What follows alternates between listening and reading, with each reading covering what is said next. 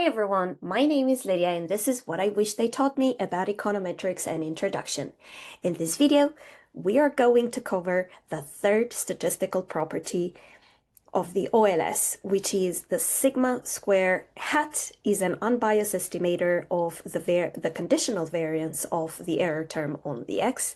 And finally, we get an expression for the sigma square that we saw in the previous formula that we got on the variance of the beta 1 hat and the variance of the beta null hat from the second statistical property. Now, the third statistical property is all about estimating the variance of the error term. And as a reminder, keep in mind the variance will tell us how noisy the data is basically, and it's essential for computing standard errors, confidence intervals, and t-statistics. So that's why we absolutely need an unbiased estimator of that sigma squared that we had in the formulas given by the second statistical property. What are the assumptions that we need to still make sure are held accountable when we get to statistical property 3? The answer will stay the same as what we had in statistical property 2. So we still need assumptions 1 to 5 that we mentioned, plus the sixth assumption, which was the homoscedasticity assumption. And remember, once again, under the homoscedasticity assumption, the conditional variance was sigma square, meaning this is the true unknown variance of the error term. And why do I say unknown variance of the error term? Because remember, the error term is something we don't compute. It's purely theoretical. We can't have a correct direct measure of it. However, what we can do is we can calculate the residual. In one of the very first few videos that where I introduced you to the jargon of econometrics, I spent quite a bit of time making sure you guys knew the difference between the error term and the residual. And I told you they might look the same, but actually they are very different.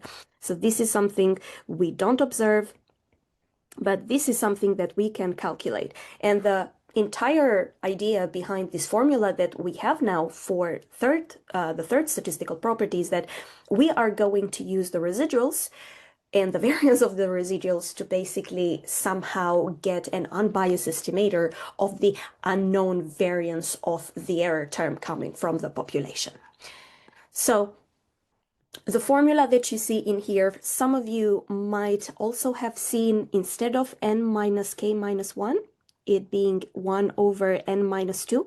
Keep in mind that 1 over n minus 2, this is for the simple regression case, while the formula that I have presented in here is more for the general multiple regression case, where the n is the sample size, k is the number of variables in your regression, and minus 1 is just to account for the intercept. Okay.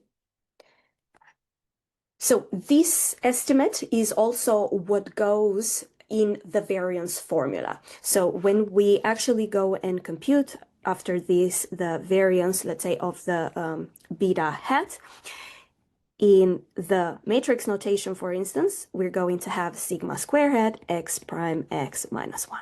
Okay, so this is where that computation now finally goes.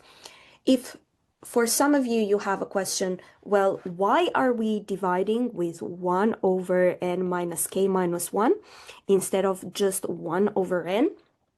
As you might have seen in some other computations, the idea is that if the error term is observable, so if we had a scenario where that was happening, then yes, you would be able to actually have 1 over n, then the sum here of the epsilon I square being the unbiased estimator, basically.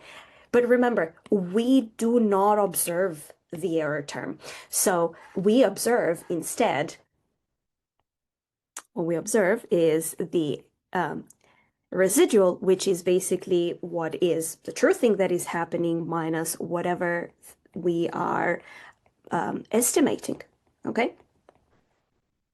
So in other words, and this is an expression that you might have heard your lecturer mention quite a lot, is what you're doing is we use up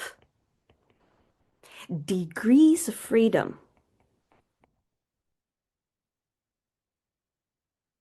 from estimating beta. Okay? And because we estimated k slope coefficients plus one intercept, then these degrees of freedom we're talking about are n minus k plus 1, which is the same as saying n minus k minus 1. So now it should be also a bit clearer to you that in the case of the simple regression where the k for the slope coefficients it's exactly 1, then this division becomes simply as 1 over n minus 2. Okay? So the idea is that pieces of independent information will still remain. Okay? But this particular one, or even if you had 1 over n, the sum of the residual, then these will still have some bias in it, and it's actually a downward bias. So what we're doing is we're underestimating the true sigma square. However, by dividing by n minus k minus 1, we are correcting that bias. Okay? This is for some of you who might have had a little bit more experience with working in statistics, maybe. This is literally the difference. So this is the same principle as dividing by n or n minus 1 in sample variance. But keep in mind, we have here k plus 1 degrees of freedom that we are losing, okay?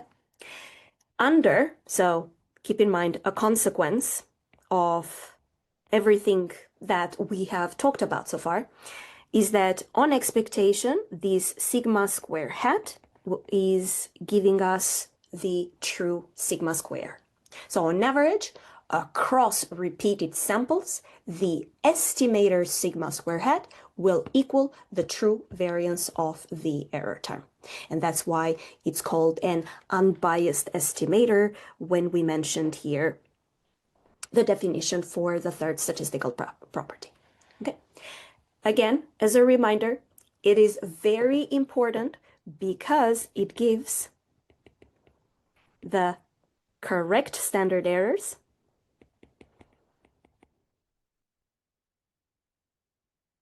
it gives the correct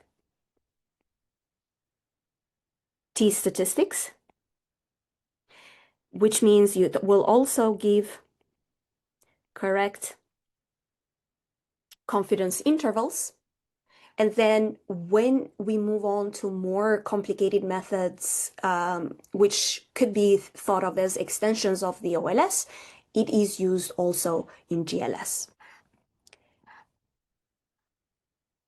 Okay.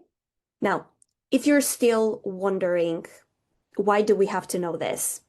Usually you never go in too much depth into like the whole debacle of like how many degrees of freedom you need.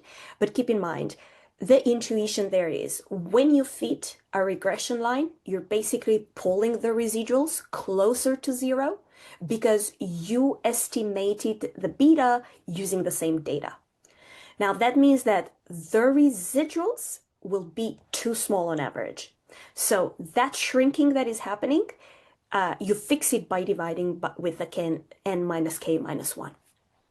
And this is literally a correction for the biasness.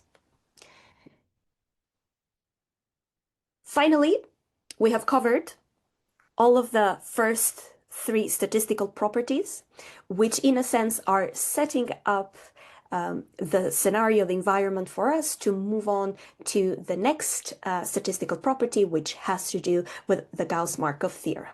So look forward to the next video where we finally get to connect everything together and arguing why the OLS is the blue estimator.